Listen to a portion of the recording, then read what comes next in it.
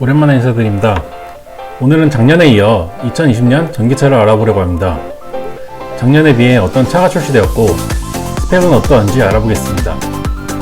특히 가장 큰 이슈인 겨울철 주행거리는 어떤지 알아보고 전기차 선택에 도움이 되었으면 좋겠습니다. 시작에 앞서 구독과 좋아요 부탁드립니다.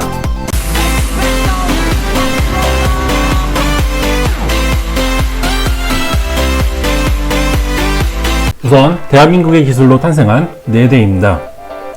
쉐보레 볼트는 수입차이긴 하지만 한국 GM에서 개발을 했고 국산 부품이 70%가 넘게 들어가기 때문에 국산으로 분류하겠습니다. 작년 영상과 비교하여 달라진 점은 없는데 볼트가 작년 하반기부터 배터리 용량을 62kW로 늘리면서 주행거리가 소폭 상승했습니다. 그 외엔 작년과 동일합니다. 소울의 경우 히트펌프 모델의 주행거리 정보가 없어서 히트펌프 미적용 모델의 겨울 주행거리입니다. 다음으로 이 회사로 인해 전기차 시대가 앞당겨졌다고 해도 과언이 아니죠. 테슬라입니다. 테슬라는 국내에 모델 S, X, 3 세 가지 차량을 판매하고 있습니다. 작년에 비해 X와 3가 추가되었습니다. 모델 X의 경우 보조금 인증을 받지 않아 겨울 주행거리 정보가 없습니다. 모델 S의 경우 겨울 주행거리 감소에 선방한 편이지만 모델 3는 상당히 큰 폭으로 감소하는 모습입니다. 추정컨대 히트펌프가 없지 않나 싶네요. 다음으로 기존의 자동차 강국 독일입니다. BMW i3는 1세대 모델이므로 제외했습니다. 메르세데스 벤츠의 EQC, 아우디의 e-tron, 포르쉐의 타이칸입니다. EQC는 출시와 동시에 말도 많고 판매량은 죽을 쓰고 있는 모델입니다. 벤츠가 차를 만들었는데 성능이 이름값을 하지 못한다는 평이 많았습니다.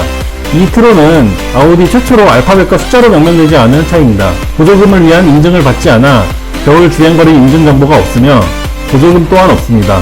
아마 양산차 중 최초로 사이드미러가 없는 모델로 알고 있습니다. 하지만 연비는 벤츠보다도 좋지 못하네요.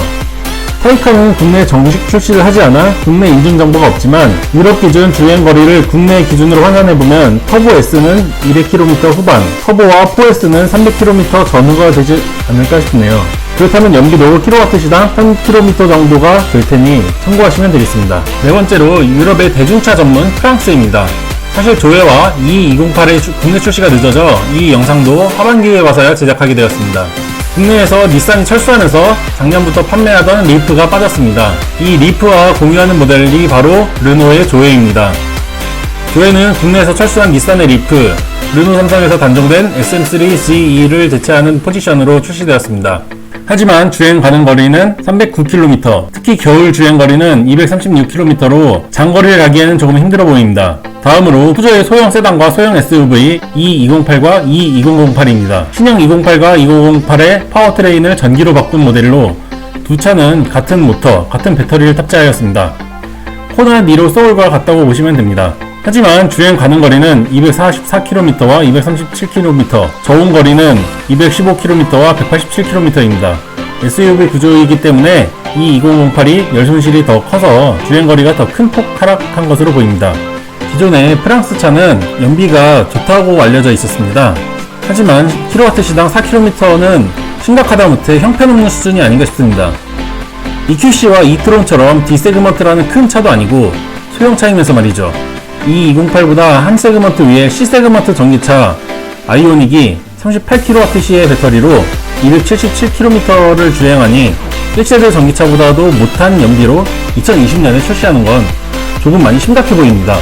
딜러사에서는 240km는 수치일 뿐 실제는 300km를 넘게 주행한다고 하는데 제 니로도 인증은 385km이지만 배터리 80%를 소모해서 400km를 달리기 때문에 핑계일 뿐이라는 생각이 드네요.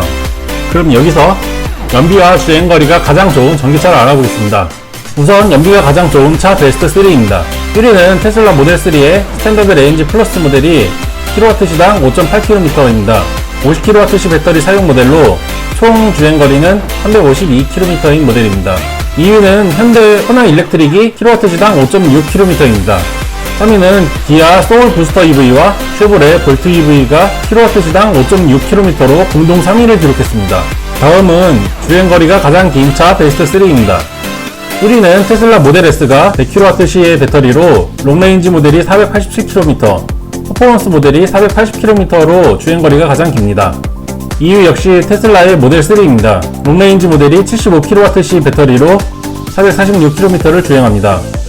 퍼포먼스는 415km, 스탠더드 레인지 플러스는 50kWh의 배터리로 352km를 주행합니다. 배터리 용량은 이길 수 없는 것일까요?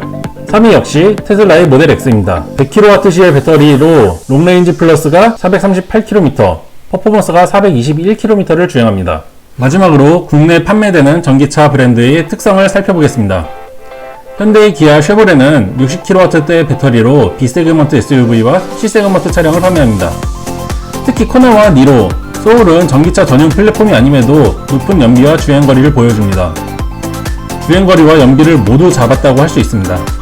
테슬라는 설계부터 전기차 전용 설계이기 때문에 배터리 공간을 최대한 활용하여 100kWh라는 고용량 배터리를 탑재할 수 있습니다. 때문에 효율이 극대화되어 퍼포먼스와 주행거리를 모두 잡았다고 할 수 있습니다. 메르세데스 벤츠와 아우디는 B세그먼트 SUV라는 큰 차를 만드는 만큼 연비와 주행거리도 큰 폭으로 감소되었습니다. 벤츠는 제외하더라도 아우디는 미래의 기술을 접목한 점은 주목할 만합니다. 포르쉐 타이칸은 어차피 리마게 기술로 만들어진 차이기 때문에 제외했습니다. 프랑스의 르노와 푸조는 2019년 글로벌 판매량 3위와 5위의 브랜드답지 않은 기대 이하의 주행거리와 연비를 보여주었습니다. 특히 조에는 전기차 전용 플랫폼임에도 효율이 전용 플랫폼의 이점을 전혀 가져가지 못했다고 할 수 있습니다. 테슬라를 제외하고는 모두 LG화학, 삼성 SDI, SK이노베이션의 배터리를 장착하는데 동일한 배터리 조건에서도 국산과 외산의 에너지 효율이 큰 차이를 보이는 건 전자제품 강국 대한민국이 전기차 시대에서 앞서 나갈 수 있다는 것 아닐까요? 끝으로 구독과 좋아요 부탁드리면서 영상 마치겠습니다. 끝까지 봐주셔서 감사합니다.